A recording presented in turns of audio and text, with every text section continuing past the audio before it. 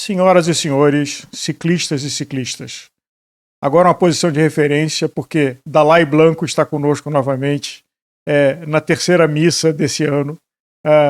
Uma autoridade querida da cultura do ciclismo e do território sagrado da Bélgica, ilustrado aqui pela não saudosa, mas brilhante Quick-Step, com a sua camisa de campeã mundial. Blanco, obrigado por estar com a gente mais uma vez, brincadeiras à parte. Sempre um prazer enorme. Obrigado pelo convite. A gente pensou nesse programa vendo o segundo semestre do Renko e até um debate que começou a nascer, mas não sei se tomou muita perna, se o segundo semestre do Renko com Paris, Mundial e o próprio tour dele, se eram suficientes para candidatar ele para o Velodor num ano em que você tem, eu não diria que um cometa, mas talvez uma explosão de um buraco negro em todo o universo do ciclismo, que é o esloveno Tadej Pogačar. Vamos começar por aí. Renko fez sombra no Pogačar com o segundo semestre dele? Eu acho que não. Para mim, o Renko teve um ano emblemático na medida que ele fez feitos impensáveis, né? Jogos Olímpicos, é importante que o nosso público entenda. Os Jogos Olímpicos, historicamente, o ciclismo está presente, desde a primeira edição dos Jogos Olímpicos modernos. Porém, ele era um campo exclusivo dos amadores, né? Que são ciclistas que hoje seriam o sub-23, que eram geralmente mais jovens. Só os ciclistas da União Soviética, da Alemanha Oriental, do mundo comunista, que eram mais velhos, porque os outros não, do mundo ocidental não, com 23 anos o cara já estava profissional. Então, entenda como Jogos Olímpicos do mundo amador, equivalente ao sub-23 nosso de hoje. Bom, os ciclistas da chamada elite, né, só foram participar dos Jogos Olímpicos em 1996, nos Jogos de Atlanta. E de lá para cá é que nós temos um cara que corre o Giro, o Tour, correndo também os Jogos Olímpicos. Então, como é de 4 em 4 anos, é muito mais espaçado, né?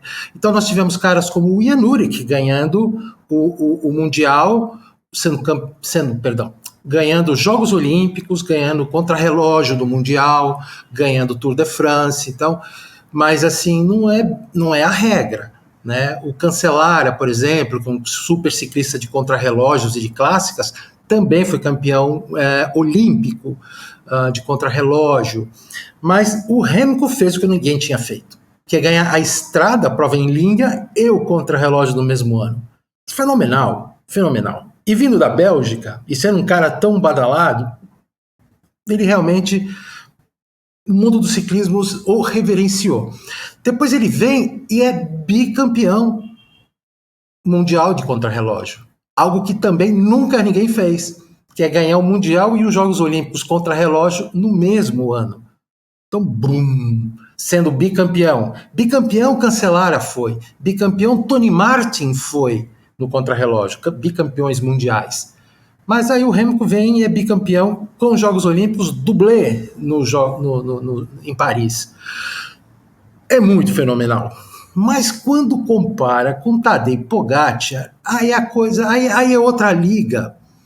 Porque o Pogačar, ele conquistou aquilo que em português se fala tríplice coroa, e que os franceses que inventaram o termo chama-se Grand Chelem, que é ganhar o Giro, o Tour e o Mundial. Ok, ele ganhou. Mas ele ganhou com mais panache, com mais exuberância, do que o Merckx em 74 e que o Stephen Roth em 87. Então nós tivemos 74 Merckx, 87 o irlandês Stephen Roth e agora o Tadej Pogačar. Eu tenho na memória aqui essas conquistas do Stephen Roth e do Merckx. Assim, a do Roth foi quase que uma zebra, vamos chamar assim. Ele era um grande ciclista. Mas ninguém esperava isso dele. Ele nunca tinha demonstrado motor para aquilo. Tanto é que foi o único Tour, o único Giro e o único Mundial. as estrelas estavam todas, o universo estava, as constelações todas alinhadas a favor dele, e ele entregou. A história disso aí vale um programa só, porque teve uma ruptura dentro da equipe. Stephen Roth e o italiano Roberto Vincentini, os dois correndo para a equipe carreira, se desentenderam, porque o Vicentini vinha de ganhar o Giro 86 e achava que era o líder em contest. O irlandês foi lá e ganhou a malha rosa dele no meio da prova. Metade da equipe rompeu com ele, que ficou tentando empurrar o Vicentini para frente. Enfim, é uma história bacana, um ano bacana. O Tour, ele quase perde, ele teve que usar máscara de oxigênio numa das etapas de montanha para ele encostar no Pedro Delgado, que estava com a camisa amarela. Olha, é uma história linda essa temporada. Bom, Pogacar, ele ganha 6 etapas do Giro, ele ganha 6 etapas do Tour, mete 6, 8 minutos no Giro, 10 minutos do Tour, ou vice-versa. Um negócio fora do normal. Vem o Mundial, ele ataca de 100 quilômetros. Depois ele encosta num grupo e mete mais 50 sozinho. Estrada Bianchi no começo do ano, ele falou aonde ia atacar, a 80 e poucos da meta, atacou lá e ninguém fez nada. E Álvaro, Liège-Bastogne-Liège, um monumento. O cara falou, eu vou atacar em La Redoute, atacou em La Redoute, fizeram fila atrás dele, tchau. Ou seja, e aí é uma novidade, que ninguém na mídia fala, porque acho que ninguém na mídia entende disso. Ele passou o Merckx e o Stephen Roth também pelo fato de quando esses dois fizeram a Tríplice Coroa, nenhum deles ganhou um monumento no mesmo ano. E ele ganhou um monumento. E é bem possível que ganhe na Lombardia também. Então serão 2 monumentos. Mas vamos deixar a Lombardia para outro dia. Cara, é espetacular demais. Espetacular demais. Agora, como é que você, com seu conhecimento, carinho e autoridade, enxerga o Pogacar? O que faz esse ano dele ser tão espetacular, indiscutivelmente, assim, de todo mundo falando talvez o grande desafio dele é a barra do que foi esse ano e ele repetir isso nos anos subsequentes, que é um alinhamento de planeta onde a cabeça dele estava boa, os concorrentes não tão ameaçadores, o treinamento, todas as decisões que ele tomou de pré-temporada, durante a temporada, nenhuma lesão, não ter sido envolvido em nenhum tombo. Então, assim, essa combinação é rara e tem um monte de coisa que não está no controle dele. Mas deu certo. Mas é isso mesmo, acho que você fez a análise perfeita, né? Porque, assim, vamos lá, neste nível de competição que a gente está falando da elite de um esporte que, vamos combinar, larga quase 200 uma prova. Ganhar um ouro olímpico em natação é maravilhoso? Com quantos tu compete? São quantas baterias? Tênis nas Olimpíadas? Quantas rodadas tem para tu chegar no ouro? Levantamento de peso, canoagem, escolhe. Futebol, o ciclismo tem muito mais variável para te tirar do jogo. É queda, milhões de coisas. Então, o ciclismo, eu acho, na minha opinião, o de estrada, eu estou falando de estrada, porque quando a gente vai falar de velódromo, é mais ou menos como os outros esportes. Tem 3, 4, 5 baterias, tu chega no ouro. Tem que estar tudo super perfeito? Tem. Mas são 4, 5 caras que tu tem que ganhar, é diferente dos 180 do ciclismo. Sim. Então, assim, o aspecto físico, a biologia, naquele ano, ou naqueles grandes encontros, os rendezvous, né, do ciclismo, tem que estar tudo certinho no corpo. Não resfriou, não caiu, não teve lesão muscular, ou seja, treinou tudo como está no caderninho. A cabeça, a confiança no limite. A equipe funcionou que nem um relógio, sejam os ciclistas ou por trás, né? Não teve intoxicação alimentar, não teve problema com a bicicleta. Ou seja, o cara foi entregue para a corrida no seu melhor estado e a equipe o ajudou, estando ela, a equipe, também no seu melhor estado. Mas e se fizesse isso igual pro Vini Van Cleef? Não ia acontecer nada. Melhor E a Vini gente Van Cliff com a melhor equipe não ia ser campeão de nada, porque o cara não é o Pogacar, né?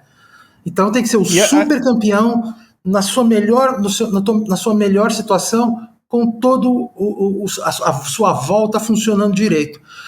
Os rivais tendo dias ruins ajuda também. E é normal, porque, novamente, porque é um esporte com tantas variáveis que vai ter sempre alguém bichado. Já falamos aqui, os 2 anos em que o Pogacar ficou em segundo para o Vingegaard, num ano ele caiu, que eu não me lembro onde, no outro ano ele teve a sogra que morreu. Uhum. Né? Foi uma preparação errada, visivelmente errada, e atrapalhada, né? E deu no que deu. E do outro lado, a gente olha o ciclismo feminino e o ano da Demi Vollering, e no Mundial, onde ela teve a equipe trabalhando para ela com a excelentíssima senhora Marianne Vos, e a cabeça derrubou ela, né? Como derrubou também na Vuelta. Então, uma atleta superlativa, com qualidades, talvez tenha feito uma atrapalhada histórica em decisão com o manager de carreira, em anunciar lá no começo do ano que não ia ficar numa equipe que era uma classe acima das outras, mas não é uma ciclista que se defende, diferente do Pogacar, que o Roglic falou, não vou correr para ele, então de verdade não tinha uma equipe da Eslovênia trabalhando para o Pogacar. Ele teve uma perda importante antes do Mundial, então assim, é alguém que é maior do que a equipe. É um esporte coletivo, sem dúvida, mas se tiver ou não tiver equipe, não muda tanto para ele. Você sabe, né, Álvaro, eu sou bastante crítico nessa história de equipe, né? A maioria das pessoas dá uma importância para a equipe de ciclismo que vai além da real importância dela. Em certas situações, o cara só ganha se a equipe salvá-lo. Às vezes é um furo, às vezes é um ataque de um rival que a equipe tem que ir para a ponta, às vezes é uma embalada para sprint fenomenal. Ok. Agora, existem situações, você pega o Pogacar, precisava de equipe para fazer o que ele fez? Não. Ele deve ter precisado de uns 2 caras, até nos primeiros 150 quilômetros, onde a corrida ficou meio arroz com feijão, dar água para ele. Sabe? O resto, ele atacou sozinho. Nem que Só aguadeiro. O aguadeiro, é verdade, né? Que é o que acontece, por exemplo, muita gente fala, se o cara correr sozinho, ele podia ganhar o Tour de France. Bom, ele ia ter que pagar mesmo, dinheiro para os gregários dos outros darem água para ele. Porque se ele foi no pelotão 10 vezes no carro lá, ele morre. Depois, quando o pelotão dá aquelas mexidas, e o ciclista está na terceira roda, daqui a pouco ele aparece na 30ª, porque passou um pelotão do lado. Isso é uma coisa, acho que eu já contei aqui, né? Que muita gente não vê a corrida e não está entendendo o que está acontecendo. O pelotão, ele é um organismo vivo. O que dá mais trabalho, o que mais cansa numa corrida longa, é quantas vezes o cara que é um líder favorito, que está lá na frente, ele vai lá para trás. Não é que ele foi, o pelotão passou. Então, a equipe dele e ele mesmo tem que ser muito esperto. Só que tu ficar pulando em todas as rodas para estar sempre na frente, cansa uma barbaridade. Então, o cara precisa de uma equipe para mantê-lo na frente o tempo todo, Agora, na montanha mesmo, lá em cima, o Pogacar ataca de longe, ataca da segunda montanha. O cara é um ignorante, né? E você acha, e aqui fazendo uma aposta de achismo, porque como a gente falou, tem um monte de variáveis, mas que ele tem chance de repetir em 25 o que ele fez em 24? Álvaro, chance no sentido de probabilidade tem. Alta? Não. É baixa. Eu acho que é bem baixa. Porque, conforme nós falamos, esse monte de variáveis que tem, elas têm que estar todas alinhadas para ele e desalinhadas de alguma forma para os outros. Então você pega o Giro, por exemplo, ou uma Vuelta. Que a Vuelta está se provando mais difícil que o Giro, porque o Giro, como todo mundo que quer o Tour, tem medo de correr o Giro e se machucar, se cansar. O que a gente mais vê é que todo mundo que perdeu o Tour quer ganhar o Giro. Então, assim, o pelotão da Vuelta, O cara que perdeu o Tour quer ganhar a Vuelta. Porque ainda é uma chance. O medo dos caras é correr o Giro e se arrebentar no Tour, chegar cansado. Então, o pelotão do Giro de Itália em maio, ele tá meio fraquinho. Ele não tá desafiador. Ele era bacana nos anos 90, quando tinha uma dúzia de italianos bons, nenhum deles capazes de ganhar o Tour, salvo o Pantani. Então você tinha Ivan Gotti, Simone, Casagrande, Pantani mesmo, um monte de gente que brigava pelo primeiro, segundo, terceiro tal, Savoldelli, a Águia de Bérgamo. Ou seja, era muito cara. Vários desses nomes que eu citei ganharam o Giro de Itália. Era um giro divertido, porque tinha um monte de briga das equipes italianas daquela época, tal, antes de ter esse conceito de World Tour, onde, tem meia dúzia de equipes globais e a Itália não tem nenhuma, por exemplo. Naquela época tinha meia dúzia de italianas, né? Sim. Mas não, o que vai acontecer é que qualquer um dessa Remco ou Vingegaard ou o Roglic, um pouco menos, mas também, e o Pogacar. Esses 4, quando correrem o Giro, vão ganhar. Seja lá quem larga junto. Bom, aí ganhar o Tour é outro departamento, né? É a corrida onde todos os melhores correm na sua melhor forma. É o que torna o Tour a prova mais complicada, porque não são as montanhas.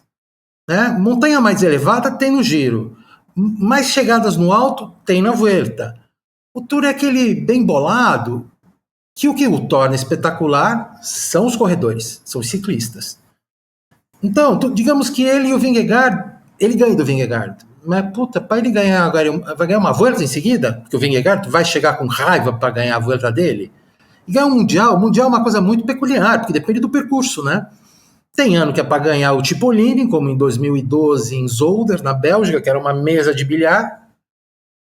E tem ano como este último, que foi uma ignorância, né, de altimetria, ou aquele que ganhou o Valverde em Innsbruck, porque chegava no alto de uma flash valor. Glasgow ano passado, que o Van der Poel. Glasgow foi terrível, não tinha montanha, tinha a cidade de Glasgow, que tinha aquele monte de rampa assim, né? Então não, é muito improvável. Mas pode ter uma outra fisionomia. Por exemplo, o Merckx chegou a ganhar Giro, Tour e 3 monumentos no mesmo ano. A ignorância. Agora, o Merckx... monumentos, nenhum de nós viu. Só Merckx. E nem eu vi, porque eu não estava no ciclismo em 1972. Então, eu sei porque eu li. Então, assim, isso ele pode fazer no ano mágico dele. Mas, é difícil. É muito difícil.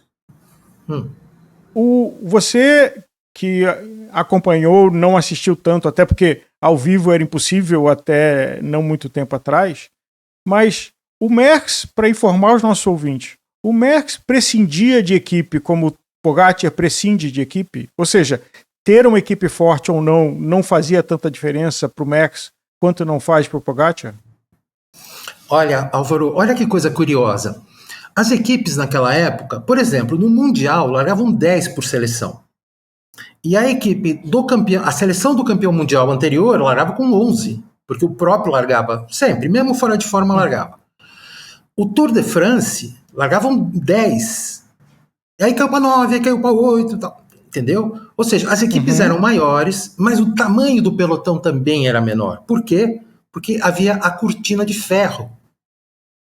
Então, a União Soviética, que, salvo engano, eram a Rússia mais 14 países, alguma coisa assim, corria como União Soviética e só no amador.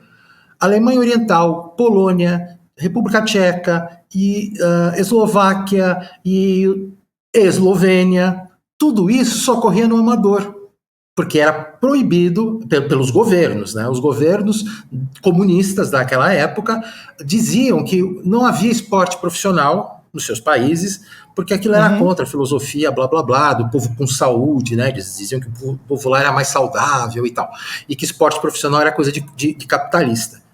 Literalmente, eu não estou fazendo discussão ideológica. Era isso, é um fato. Sim. Então, o Merckx largava, assim, um campeonato mundial com 80 ciclistas. 90. 120, assim, explodindo. O Tour de France é a mesma coisa. 140, 120. Eram pelotões menores, porque faltava países para competir, né? Colômbia, por exemplo, Estados Unidos, corria um ou outro americano, um ou outro, um negócio assim. Hoje em dia não, é as dúzias, né? Então, a necessidade da equipe era muito menor. E assim, o que eu estudei, né? E é fato a questão de ser um estudioso do assunto. Eu tenho pilhas de revistas, você sabe. O Renault, todos esse pessoal dos anos 70, 80, eles, como dizer, eles atacavam de muito longe. Essa coisa de capitão contra capitão acontecia 100 quilômetros antes. Aí o cara ficava sozinho nos últimos 50, 40, toda etapa. Era raríssimo você ter um sprint do Ed Merckx com o Lucian Van Impe lutando pela liderança. Não, já ficou para trás há muito tempo. E as equipes, isso é uma coisa interessante, havia uma assimetria de conhecimento brutal naquela época. Vamos lá, não tinha internet, né? Nem perto disso. Então, assim, quando a ciência do esporte era muito rudimentar também. Então você tinha um determinado ciclista com o seu médico, com o seu preparador, que tinha lá suas poções mágicas, que não dividia com a equipe. Lembra muito a Fórmula 1, né? Onde os dois carros, o engenheiro de um piloto não passa informação para o engenheiro do outro. Sim, a garagem então, assim, é completamente dividida. Exatamente, segredo de Estado. Então, assim, eu sei que o Ed Merckx tentava contratar os melhores gregários. Ele era um ditador com os gregários. Ele era humano, depois que acabava a corrida, dividia prêmio, mas na corrida ele arrancava a alma dos caras. Mas não tinha jeito, ele era tão forte, e ele se dizia, engraçado, eu sou inseguro, eu ataco de longe por insegurança. Imagina se tivesse segurança, né? É uma piada do cara. Ganhou 525 corridas, chegou a ganhar 52, 51, 53 no ano. Hoje a gente fala, o Pogacar ganhou 24 já. Ok, falta o dobro para chegar perto do Merckx num ano só, né? Mas tudo bem, naquela época corria 500 quermesses e tal. Mas voltando, o fato é que as equipes de antigamente eram muito mais fracas, elas eram desiguais internamente. Tem um vídeo que eu acho que você já viu, que é aquele... Como é que é o nome? Stars and Water Carriers. Já viu esse vídeo? Esse filme? Não. É um DVD de um Giro de Itália e Water Carrier, carregador de água. Porque eram tempos tão rudimentares, estou falando dos anos 70 isso. O pelotão passando, aí tem cenas deles parando numa fonte, numa vila que devia ter 500 habitantes. Os gregários todos param para encher caramanhola na fonte. Aí, até porque junto com isso, o tamanho e o orçamento das equipes era uma pequena fração do que é hoje. Era uma Kombi, né? Assim, uma Kombi. Era uma Kombi. Hoje são uma frota de ônibus e vans e caminhões. E era uma Kombi. Então também não tinha um monte de gente da equipe espalhada pelo percurso para fazer refil, para conhecer. Era outro mundo, muito, muito diferente. Então, respondendo a tua pergunta objetivamente, a equipe era muito menos importante e era muito mais fraca do que hoje. Hoje em dia a equipe é muito mais forte e muito mais importante, né? Na medida que a tua equipe rival é super forte, você vai dizer, não, vou sozinho? É difícil, né? E o fato da transmissão, e essa é uma coisa muito recente, talvez de 2 anos para cá, pós-Covid, da transmissão da prova na internet começar quase da bandeira inicial e mudar a dinâmica da prova, que era meio um passeio acelerado para esses deuses, aonde o pau comia a partir de 100, 80 quilômetros, 50 quilômetros da chegada. O que isso, na sua opinião, muda a dinâmica das provas? Bom, vamos lá. o fenômeno do ataque distante, ele é muito antigo, porque a Kelme, lembra da equipe Kelme dos anos 90, Sim. aquela equipe espanhola, né, camisa verde, branca e tal, e azul, estradinha? A Kelme inovou tendo o líder e 2, 3 caras que eram semi-líderes da equipe, e ele sempre despachava esses caras em fugas iniciais para que quando o seu líder chegasse na última montanha ou na penúltima, ele atacar e ele poder grudar na roda de algum dos semi-líderes deles que estavam lá já destacados, e aí o cara dava uma força por 1 quilômetro e dava seta, o cara seguia, daqui a pouco ele encontrava um outro que estava mais para frente na fuga, e assim ia. Esse é um tipo de fuga que a Kelme inovou nos anos 90. Ela tinha grandes ciclistas, assim, tinha o Roberto Heras, que ganhou a Vuelta 4 vezes, ela tinha o Checho Rubiera, que era também da equipe do Lance Armstrong, ela tinha, durante um período.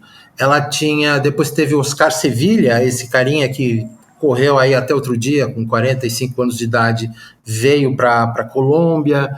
Tinha alguns colombianos também, ou seja, era uma equipe muito interessante, mas isso só funcionava na Vuelta, no Tour ela não conseguia nada.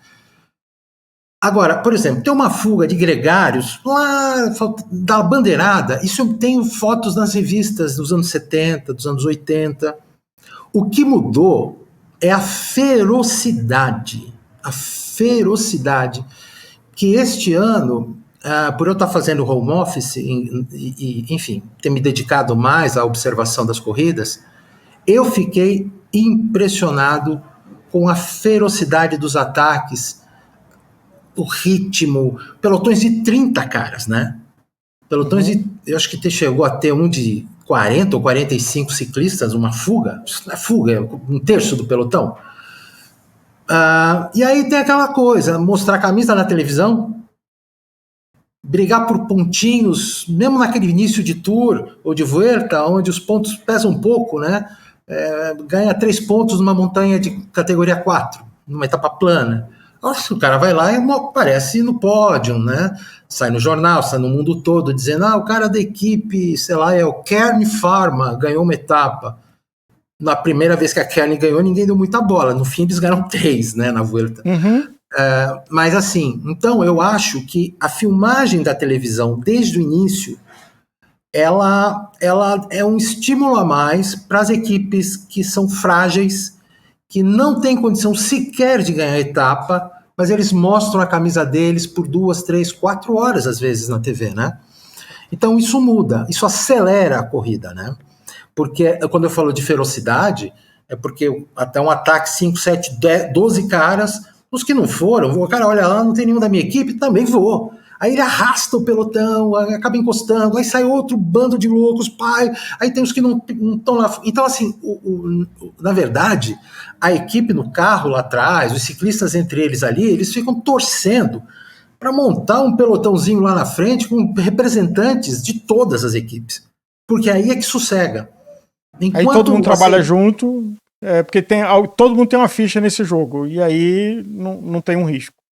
Exato, e a ficha pode ser uma ficha besta, é ganhar 3 pontos numa chegada de montanha categoria 4. Só para ter o gostinho de subir no pódio lá da etapa 2 do Tour. Que legal. Bom, quando vai chegando lá para frente, na 15ª etapa, já vários caras abandonaram, vários desses fugitivos de primeira hora já estão podres, já não aguentam mais aquela brutalidade inicial, aí a corrida vai ficando mais, digamos assim, administrável, né? Agora, o que faz um ciclista como o Pogacar sobreviver, e o que a gente viu nesse último fim de semana, depois de ter feito o Mundial e feito força, porque não estava ali, como disse o Nicolas no radio, não era uma corridinha de bairro, eram simplesmente os melhores ciclistas do mundo. Ele atacou forte a 100 km e manteve ali os 40 segundos, 1 minuto, absolutamente sob controle. E 2 semanas depois, vem e entra numa prova chata, meio belga, de chuva dura, e também vai embora. Sua especulação de qual é a mágica? Sim, E estamos aqui falando mágica do conjunto de fatores, não estamos fazendo nenhuma ilação, porque não há nenhuma evidência disso, de uso de substância banida ou nada disso. Não. Essa coisa assim, a gente, como disse uma vez um cara criticamente a mim, e eu fiquei com ódio na hora, mas ele tinha razão, não se faz exame de doping sentado no sofá, né? Uhum. Eu sou assim, o cara pode dar o maior espetáculo, eu vou criticar depois que ele for pego, se for pego, mas enfim, não tem nenhuma evidência disso. O que eu acho, viu, Álvaro, tirando, além de tudo que a gente falou agora há pouco sobre um ano perfeito, tudo encaixando, na minha cabeça ele tá no flow, né? Ele tá numa pilha mental de canibal, que é o apelido do Ed Merckx, né? Eterno. Ele tá querendo ganhar, tá com as pernas, né? Aquela prova, o Giro della Emília, que ele ganhou agora ontem, sei lá, que é um circuito naquele Colle de San Luca, em Bolonha, que o Roglic já ganhou ali algumas vezes, inclusive a etapa do Giro de Itália e tal. Aquela subida é um absurdo de dura. Ela é curta, acho que é 2 km, qualquer coisa do gênero. É subida de clássica, não é uma subida para ganhar Giro de Itália. Mas ela destrói as pernas, chega a 19%. E não nos esquecendo que subir aquilo ali num Grand Tour, onde a coisa é mais administrada, é uma coisa. Subir aquilo ali numa prova de um dia, onde vai todo mundo à morte, porque é só um dia. Sim. Não dá para dizer, não, eu já vou chegar em 12º, só não perder tempo, que tá bom. Não, ali só vale ganhar. Então, ele tá no flow. A cabeça dele deve estar num nível de pilhação espetacular. E muita vontade de ganhar, de fazer história. E ele, salvo engano, vai ganhar sábado agora o Giro de Lombardia. Não sei se eu te falei, ano passado eu fui visitar meu filho que mora na Itália e fui passear de carro pela estrada do Giro de Lombardia. Meu amigo, aquilo é duro demais. Não nos esquecendo que são 260 quilômetros de corrida, né? Se fizesse uma volta ali em volta do Lago de Como, já seria de arrebentar as pernas. Um letapzinho, um legiro. Sim. Agora, 260 quilômetros, aí tu chega a Madonna del Ghisallo, onde eu fui lá visitar o museu e tudo mais. O Muro de Sormano, amigo, a pé, eu perdi o fôlego. Tudo bem que eu tô fora de forma, gordo e tudo, mas eu perdi o fôlego a pé. Você, assim, olhar aquilo lá do alto de uma das rampas, e eu dizia assim, ele vai subir isso aqui de bicicleta. A 35 por hora. Pogacar é um passeio, né? É um negócio. Então, assim, eu acho que ele vai ganhar. E torço para que ganhe. Eu torço que ele empate o recorde do Fausto Coppi. São 5 vitórias. Ele merece, né? Eu sou fã de carteirinha desse moleque. Até porque ele é simpático, ele é espirituoso, ele é sorridente quando ganha, quando perde. É um cara legal pro ciclismo. Tem uma ética profissional muito grande, né? Eu não gostava do Peter Sagan. Eu achava ele um palhaço. Agora, esse moleque não. Esse moleque corre para ganhar corrida, todas as corridas, e assim, na medida, sabe? Não é palhaçada, não é exibição. Porque, comparando que não pode ser comparado com o Ed Merckx, o Ed Merckx era marrento, né? Ele não era um cara simpático, ele não era... querido, acho que é uma palavra forte, porque nenhum atleta profissional pode ser querido dos seus oponentes. Mas é o que você falou, o Pogacar junta, além da competência, do pensamento estratégico, o comportamento público dele no pelotão e fora do pelotão é inatacável. Ele brinca no limite de ser bobo, mas não é bobo. Uhum. Faz lá as coisas dele de rede social. Assim, me lembra se tem alguém que junta essas características todas de motor e de cabeça. Não.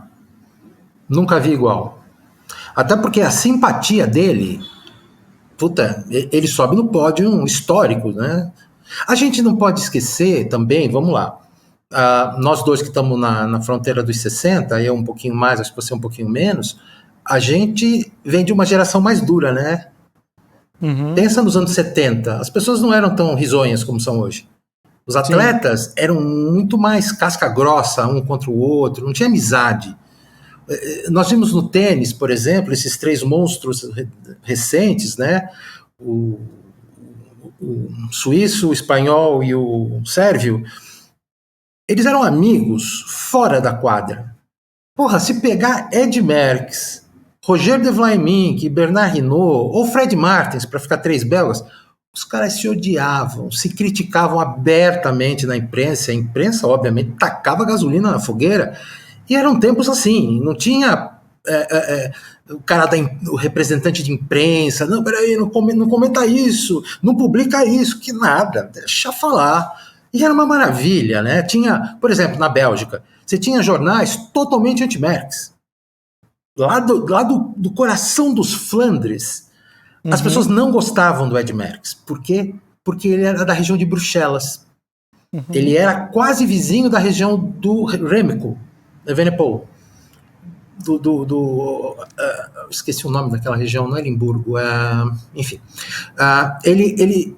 Como é da região de Bruxelas, todo mundo falava francês e falava o Flamengo.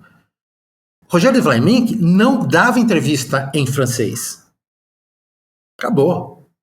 Era só horrível para a mídia da Valônia, da mídia de Bruxelas, por exemplo. Porque eles queriam falar em francês, porque era o idioma diplomático internacional, inclusive. Era o francês, não era o inglês. Outro dia, o Marc Madiot passou um pouco de vergonha, dizendo assim, eu não me recuso a falar inglês. O idioma do ciclismo é o francês. Parou no tempo, né? Parou no tempo. Agora, falando em parar do tempo, não podemos esquecer do Mathieu Van Der Poel, que também tem um motor estupendo, mas seja no Mundial o comportamento dele, por outro lado, carimbou campeão mundial de gravel da UCI, que é uma coisa que tem alguns asteriscos aí nessa história, mas também atacou com imponência. Mas na hora que você coloca ele no Mundial, ele sequer tentou para valer ir buscar o Pogacar. Mas vamos lá. Você quer ser humano correndo com o marciano, né? Não dá. O circuito lá, vamos lá, o Van Der Poel, ano passado, ele foi campeão mundial naquele circuito ignorantésimo de Glasgow, né? Esse ano, ele foi 3º colocado nesse duríssimo de Zurique. Não dá para querer tudo, né? O cara, ele não foi protagonista esse ano, ele foi se defendendo, pulando em rodas, porque contra aquele Pogacar não tinha muito jeito, né? Equipe fraca da Holanda, cá entre nós, né? A Holanda tá uma safra meio fraquinha, né? De ciclistas de estrada, para chegar lá no fundo da prova com um grupo que leva o seu líder, né? A Bélgica está muito melhor nesse sentido. Mas foi um circuito esse ano e um circuito ano passado de desgaste. Em francês se fala usura, né?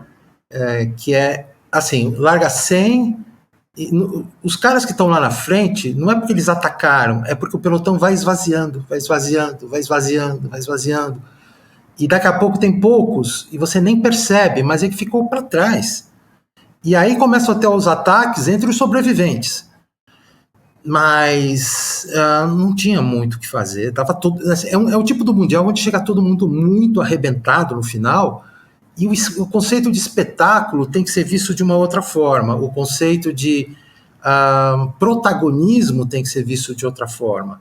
Aquele elemento que está superlativo, que foi Van Der Poel ano passado, que foi Pogacar esse ano, ainda que com quilometragens de exuberância diferentes, né? Os que vêm atrás, pensa no passado. Quem estava perseguindo o Van Der Poel? Van Aert, segundo. Pogacar, que fez bronze. E Pedersen. Porra, tu olhava as imagens se arrastando. E eu, belgicano, né, de carteirinha, torcendo para os 3 encostarem e o Van Aert ganhar no sprint. Esse ano é a mesma coisa. Pogacar chegou inteiro, lá atrás os caras vindo no tipo, puta, acaba logo, pelo amor de Deus.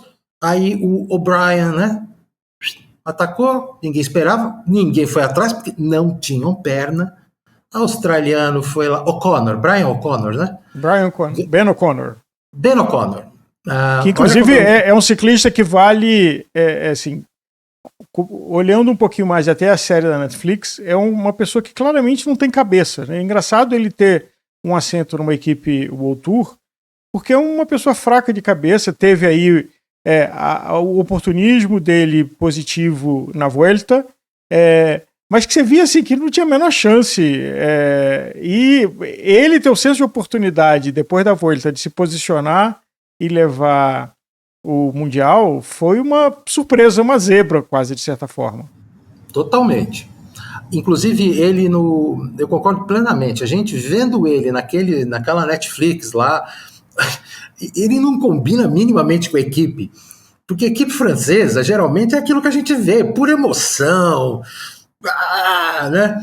Deixa ele para trás, e aí ele chega joga e tal, e ele fala francês fluentemente, ainda bem, mas essa Vuelta milagrosa dele, né, que ele chegou em segundo, né, terminou em segundo, foi graças... Derretendo lentamente, mas... Lentamente, ele construiu um bloco de gelo naquela etapa que ele estava fuga matinal, ninguém, ele tá na frente, deixa pra lá, não vai dar nada esse cara. Ele construiu uma barra de gelo, ganhou a etapa, vestiu a camisa vermelha, ninguém deu muita bola, e ela foi derretendo até o finzinho. Mas foi a mesma coisa que aconteceu no passado com o simpático Sepp Kuss. Aí pensa, sim. Ele pegou a camisa vermelha porque ele atacou de longe junto com um pelotãozinho, e ele estava na fuga olhando para trás, né? Quando é que vai chegar o Roglic? Quando é que vai chegar o Vingegaard? Não chegaram. Ele, pumba, vermelhão, depois, bom, agora eu quero, gostei da ideia. E os caras meio que tentando tirar a camisa dele, principalmente o Roglic, e não tiraram. Então são aqueles... No caso do nosso amigo aqui, nem ganhou, ele ficou em segundo, né? Sim. Mas, aliás, que vergonha o Sepp Kuss esse ano na Vuelta, né? Todo mundo esperava que ele fosse brigar pelo bicampeonato e apagado. Eu acho que, lembrando do que a gente está vendo isso do Pogacar, e lembrando da finada Jumbo-Visma, que virou Visma-Lease Bike, o que era uma equipe que encaixou tudo, apesar de ter tido bateções de cabeça em rede mundial de televisão, mas brincavam pela força da equipe, pela organização da equipe, pela formação que tinha, com o Roglic ainda lá, com o Sepp Kuss, com o Van Aert voando, e desencaixou tudo esse ano, a equipe não fez nada. Estava ali sobrevivendo, quase indo para o pelotão ali da Ineos de coadjuvante. Totalmente. E aí a coisa do ciclismo, né? A queda, a lesão, são fatores complicados que desmontam toda uma estratégia. A equipe virou uma equipe B esse ano, né? Acho que a única classe, ela teve vitórias em provas, vamos chamar de semi-clássicas, vai. A Paris-Tours, domingo agora, com esse excelente, o francês, Laporte, Christophe Laporte. O Wout van Aert ganhou a Kuurne-Bruxelles-Kuurne, que faz parte do fim de semana de abertura da Bélgica, que é uma semiclássica relevante. Aí depois veio o tombo, né? Tombo atrás de tombo. Infelizmente ele caiu naquele tombo horroroso, que quando eu vi eu falei, ai Jesus, eu já vi isso acontecer com o Johan Museeuw, quando ele caiu na Paris-Roubaix e infeccionou. E ele bateu de joelho, não sei se você lembra, assim, é uma encosta de montanha com pedras todas irregulares e chuva, aquilo tinha limo, e ele meteu o joelho numa quina lá que ele gemia de dor, né? Então, assim, eu falei, meu Deus, leva esse menino logo para o hospital, pelo amor de Deus, né? Porque o Johan Museeuw quase amputou a perna, teve uma septicemia, foi um show de horrores, de barberagens, isso em 98, se eu não estou enganado. Mas enfim. Que quando voltou a Roubaix, teve a cena icônica dele cruzando, esticando a perna, apontando a perna, que sobreviveu. Exato. Agora, ciclismo segue e a gente tem ciclocross e Mathieu Van Der Poel está chegando acelerado, pelo que essa prova meio esquisita, mas do Mundial de Gravel, que foi, como disse o Leandro, foi mais um super cross do que um gravel, um super ciclocross. E, pelo jeito, Mathieu Van Der Poel vai passear e carimbar mais um título mundial a caminho de um recorde. Né? Exato. Visivelmente, o Van Aert, para quem não sabe ou não lembra, os dois competem desde a categoria cadete, como se diz em francês, lá na Bélgica e na Holanda, que é o abaixo do júnior. Aqui no Brasil seria o juvenil, da minha época, pelo menos. Então, assim, eles competem nos campeonatos regionais e mundiais desde aquela época, intercalando. Num dado momento, o Van Aert, ele teve 3 vitórias contra uma, isso na elite já, do Van Der Poel. Mas aí o Van Der Poel engatou o turbo e está com 5-3 agora. Só que ele já declarou, o Van Der Poel, que ele quer igualar ou ultrapassar o recorde de títulos mundiais do ciclocross. E quem é o recordista? Erik de Vlaeminck, irmão do grande Roger de Vlaeminck, que é, depois do Ed Merckx, o maior vencedor de clássicas da história. E o Erik de Vlaeminck era um cara que ele não... Era um bom ciclista de estrada, bom, mas nunca ganhou nada assim de espetacular. Mas no ciclocross, 7 títulos mundiais. E eram tempos diferentes, os circuitos de ciclocross eram muito mais longos. Eram sempre feitos em fazendas. E não tinha nada de artificial como nós temos hoje em dia. Escadaria artificial, rampas artificiais, que eu particularmente não gosto. Eu acho mais legal uma coisa mais orgânica. Mas não, por conta das câmeras de TV, eles querem fazer um espetáculo super pequenininho, fazer um circuito que parece um caminho de rato, assim. Antigamente não, os caras pegavam uns retões, subiam paredes dentro de uma fazenda, trilhas, era um negócio bruto. Atravessava rio. Bicicleta nas costas atravessando o rio, era um negócio sensacional. E Erik de Vlaeminck ganhou 7 vezes. Olha, o Van Der Poel, ele não tem rival. Não tem rival. Assim, ele é tão melhor, e eu acho que agora, na minha opinião, que o Van Aert, ele está psicologicamente muito fragilizado. Porque até quando ele esteve muito bem, há 2 anos atrás, ele perdeu do Van Der Poel. Não sei se que foi genial, inclusive, aquela prova, assim, os dois batendo o guidon até... Mas, assim, duelo de gigante, Transformers. Foi. E assim, se eu pudesse, né, falar com o Van Aert, eu ia dizer para ele assim, para de deixar o outro arrancar primeiro, arranca você primeiro que você não perde dele. Todas as derrotas, se você prestar atenção, deles dois mano a mano, o Van Aert segura, quando o Van Der Poel ataca, ele não tem tempo de recuperação, e depois da linha ele ultrapassa, porque ele tem uma velocidade final muito maior. O Van Aert ganha sprint de pelotão em Tour de France. Van Der Poel não. O Van Der Poel ele não tem o mesmo sprint. Agora, depois de uma prova duríssima, 2-2, aí ele vai.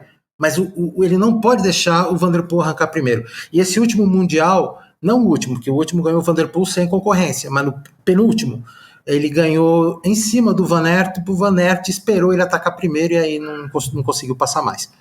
Mas na minha visão, o Van Aert, ele declarou agora, 2-3 semanas atrás, depois que se recuperou do tombão da Vuelta, que ele ia fazer mais ciclocross por conta de que a temporada dele foi amputada e ele está sentindo vontade de competição.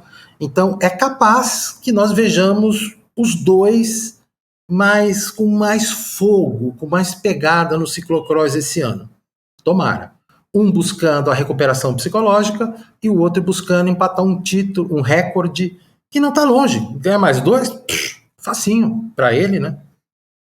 E de certa forma, os dois chegam menos cansados, né? Porque nenhum dos dois teve um ano, assim, teve tombo, teve uma série de coisas, mas nenhum dos dois foi levado ao seu limite na temporada, porque no primeiro semestre o Mathieu Van Der Poel nas clássicas, fazendo Flandres e Roubaix, mas depois, nas grandes voltas, ele estava ali de coadjuvante da Alpecin, se colocando para embalar sprint pro sprintador dele. E o Van Aert, não sei, parece que depois que ele teve filho e ganhou um contrato vitalício, parece que ele ganhou aposentadoria em vida, né? Ele está ali cumprindo, assinando jersey, dando autógrafo, fazendo passeio de quermesse. Mas é engraçado, o instinto matador dele de 2022, 21, 22, parece que sumiu, né? Esse ano, se tu pensar, ele teve 2 lesões por queda muito sérias, né? A primeira, pneumotórax, quebrou tudo, né? Então, ele perdeu a primavera e o verão, né? Porque ele não tinha condição de correr o Tour de France daquele jeito. Ele veio muito bem para a Vuelta, mas ganhou 3 etapas, estava liderando duas classificações, vestiu a vermelha, você estava tendo uma Vuelta exuberante, e aí, pumba, uma queda com infecção no joelho. Acabou com o Mundial, acabou com as clássicas da World Tour do fim de verão, início de outono. Então, assim um grau de prejuízo para uma temporada, né, não dá nem para comentar, né? Então, assim, eu sou muito crítico ao Van Aert nas temporadas anteriores, né? Ele teve alguns anos onde ele pisou na bola demais, né? Vamos chamar assim, né? De erros mesmo, de posicionamento na corrida, sei lá. Agora, esse ano realmente é uma pena monstruosa o que aconteceu com ele, porque ele perdeu a Semana Santa dele, né? Que é Flandres, verdade, e Roubaix. Aí o outro ganhou, para acabar de destruir a cabeça dele, né? E voltou a pedalar direito quando? Em junho. Maio estava nheque-nheque, se preparou bem, vem para a volta bem, e perde o Mundial, que era um Mundial que também de sonho para ele, né? Junto com o Van der Poel, também ia ficar no sonho, porque não ia conseguir nada em cima desse psicopata aí, né? Você vê o Remco, que estava com as pernas maravilhosas, em quinto lugar. Disputou ali um sprint num grupinho de 4 ou 5, não tinha para ninguém mesmo. Mas assim, eu torço muito para que o Van Aert ele se recupere e que essa mordomia aí de contrato vitalício não vingue, não mexa com a cabeça dele, né? Tá bem mexida, né? Tá bem mexida. Não, e ouvindo aqui, pensando na nossa conversa, Blanco, é uma frase que me vem à cabeça de que vencer é um hábito, perder também. Então, acho que quando você começa a perder, você se resigna com a derrota, e quando você começa a ganhar, você acha que você merece mais. Então, aí abre a boca de quem vencer mais, quem perde, perde mais. Porque você fala, nossa, eu me machuquei, nossa, eu tô com azar esse ano, nossa, não sei o que lá. Então, aquela diferença de 10 watts a mais e o batimento passar de 220, não vai. Né? A cabeça não liga essa camada extra. Enquanto que o outro já está ali embalado. Essa coisa que você falou agora, ela é assustadoramente genial. Perder é um hábito, torna-se um hábito, né? Isso vale pra gente, eu e tu aqui, como na nossa história Sim. de executivos e empreendedores, né? Dá uma tacada, tiro na água. Ah, não, agora dá uma tacada, tira na água. Daqui a pouco tu olha para trás na tua carreira, vence, aí, pô, perde. Falei, caraca, eu não sou mais aquele craque que eu achava, que o mercado achava. É a mesma coisa. E o Van Aert tá nessa. Motivos diferentes. Ah, coitadinho, esse ano foram as quedas. Beleza, inquestionável. Ano passado teve queda? Não muita. Também nunca. Meu, ele tem um monumento, aquela Milano-Sanremo de 2020, o outro já colecionou Roubaix, Ronde, já ganhou um monte de outras coisas. Então, a gente percebe um certo padrão. Eu não sei se eu já comentei contigo, na Bélgica, eles estão começando, já faz 1 ano ou 2, que estão chamando de polidor belga. Uma referência ao Raymond Poulidor, o eterno segundo, como se chama na história do ciclismo, né? Que ele era seguidamente o segundo colocado para o grande Jacques Anquetil, francês, que venceu o Tour de France 5 vezes, o Giro de Itália 2 vezes e a Vuelta à Espanha 1 vez, além da Liège-Bastogne-Liège. Então, o Jacques Anquetil foi uma figura fenomenal, depois do Fausto Coppi, e o tal do Raymond Poulidor era o eterno segundo dele. Nunca ganhou o Tour de France, nunca vestiu a camisa amarela, inclusive, e por acaso é o avô do Mathieu Van Der Poel.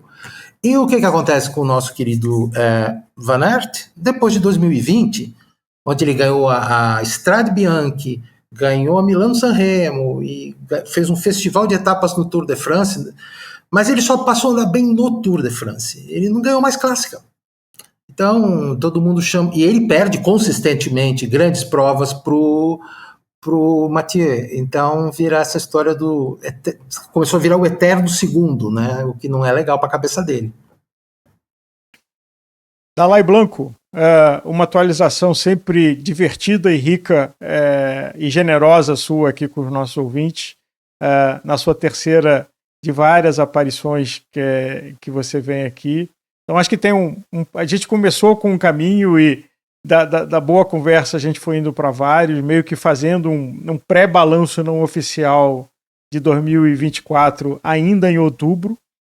Mas também essa temporada de estrada está praticamente acabando, um monte de alegria e começa tudo de novo, isso que é divertido e apaixonante de qualquer esporte, do ciclismo especialmente, porque o Renko teve um bom segundo semestre, como é que será que ele larga para o ano que vem? O Pogacar, como é que ele, se pudesse, ele congela tudo, assim, todas as variáveis, congela, aquela brincadeira de criança, porque tá bom. E o que ainda tem para acontecer, porque a fila sempre anda. Maravilha, maravilha. Nesses meses de frio lá na Europa, né, a gente tem história para contar do passado, a gente pode se divertir aqui. Vamos, sem dúvida, até porque a gente falou e precisamos fazer da sua autoridade dos clássicos e dos ídolos das clássicas do ciclismo.